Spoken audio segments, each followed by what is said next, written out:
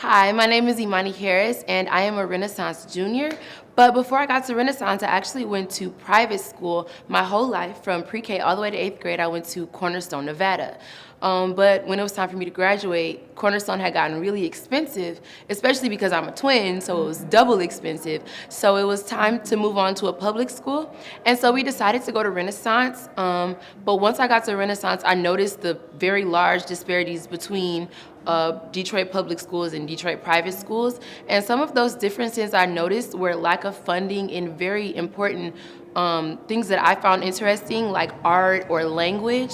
And I also noticed the lack of equity in education, so the lack of care for students who weren't paying for their education or students who didn't live in very rich neighborhoods.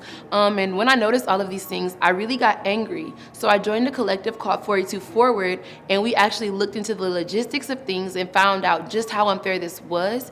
And because of that, I actually decided to write 2 open letters because I want to be a journalist, and so the thing that I know how to do when I'm upset is write.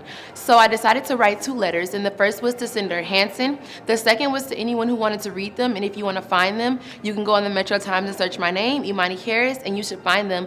But the letters basically talked about how vast the differences are between students of color and students that are not of color, and between students who have money and students who don't. And I found all of these things very unfair. And in this fight, I found my voice, and I found what I can do. And so my story would be for everyone to find their voice like I found mine, because everybody has a role to play in the fight that we're fighting for.